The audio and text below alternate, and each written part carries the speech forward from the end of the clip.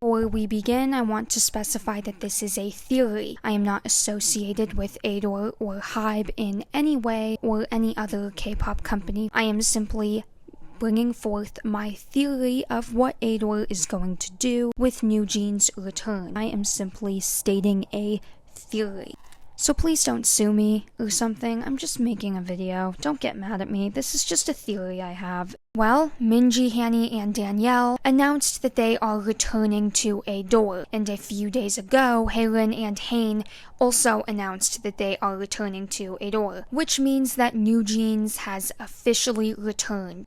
A lot of people have mixed opinions on this, rightfully so. Some think that NewJeans is just going to go back into the charts and soar to popularity again, while others think that NewJeans is totally finished. And so I want to analyze exactly what I think ADOR is going to do. I'm sorry that people are so jealous of me, but I can't help it that I'm popular. ADOR invested millions of dollars into NewJeans, from their debut concept to their brand identity. This was millions of dollars invested into this group. There is a reason why NewJeans was as popular as they were, and ADOR will not want to simply discard a group that they invested so much money in.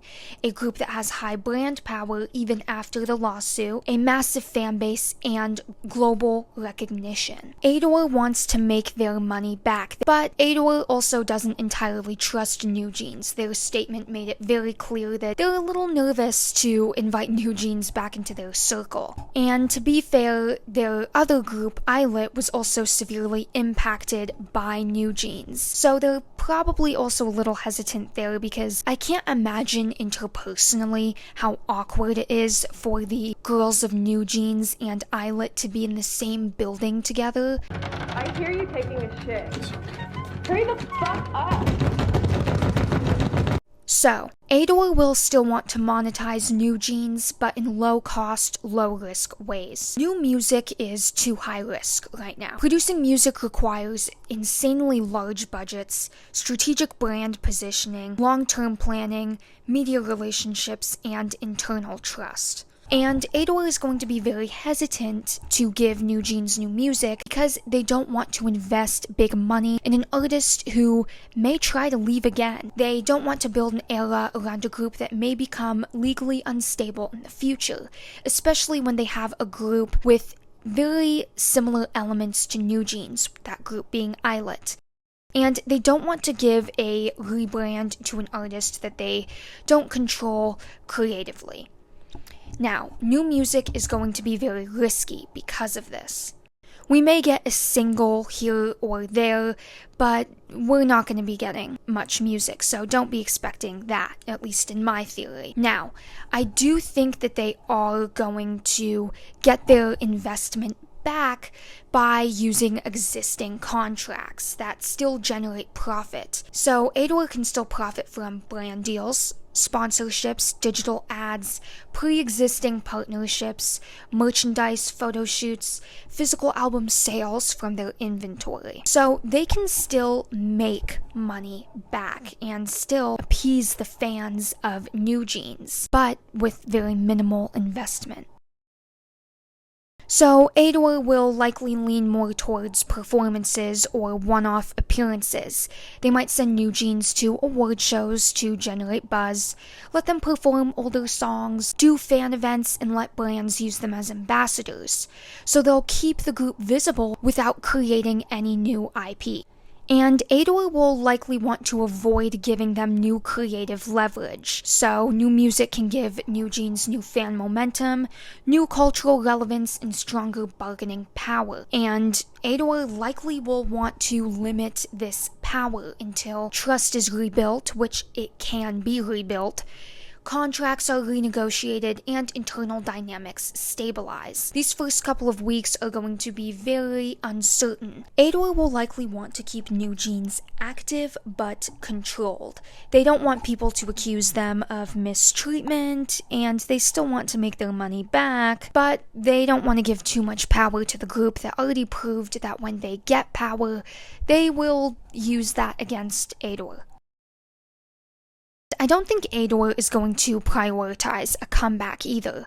They have many other groups that they are worried about. I mean, ADOR is under Hybe. They are financially controlled by Hybe, so Hybe has other groups to worry about. I mean, BTS is about to have their comeback soon, so that's obviously another big thing to worry about. First, ADOR will not prioritize a comeback because of all the internal infrastructure damage done to the company. Lawsuits tend to shake up staff loyalty, it makes people paranoid, they worry that their job isn't secure, and after investing a lot of work into a group, I mean, there are a lot of employees behind NewJeans, let's not forget that. They also shake up producer relationships, creative departments, and strategic planning teams. I personally am not entirely sure if ADOR has the stable internal resources to launch a massive comeback quickly. I also think that ADOR is going to be a little hesitant because of a risk of public backlash. People are split when it comes to NewJeans. They have the fans who support them endlessly to the people who are in the middle. They don't know how to feel, and people that despise them. There is a lot of risk here, and ADOR knows that if they mishandle a comeback, the public may accuse them of exploiting the girls, fans may boycott, and the media may highlight corporate tension. This can impact stocks and other crazy financial stuff. And I think I've stated previously, but Hybe has other things to worry about. BTS is about to have their comeback very shortly, and NHYPEN is also rumored to have a comeback next year, whereas NewJeans, they've lost some popularity in Korea and internationally, and Hybe is also going to have a greater reason to monitor not just NewJeans but ADOR. So because of this, they're likely going to be less focused on a NewJeans comeback and more on, can we trust ADOR and NewJeans? In the first place, NewJeans was probably not going to have a quick comeback anyway, because let's say my theory is wrong, and they do release new music. It most certainly won't be this year, or even in the first half of 2026, because NewJeans likely still has contract renegotiations to go through. It could also have individual activities that they've been pursuing, and Hybe is a corporation. They need to discuss this thoroughly. They have shareholders to answer to, staff to answer to. So if my theory is wrong, we won't be getting new music anytime soon, at least. And I also want to say that, once again, this video is a theory. I'm not saying that ADOR is going to take this route.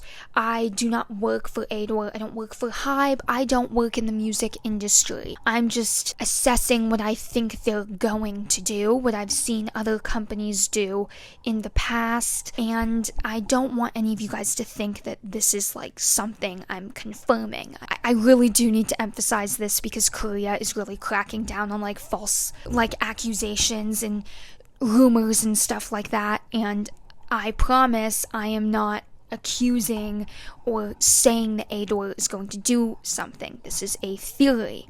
I don't want people to go crazy. And if NewJeans does come back, I will be very excited to listen to their new music. I definitely think the sound would be different from what they've done before, but I'm excited to see what they're going to bring to the table. Is their concept going to stay the same? Is their music going to stay relatively similar, or are they going to go down a different route? And I'm also really curious as to how Hybe is going to approach this, because it's really hard to discern exactly how.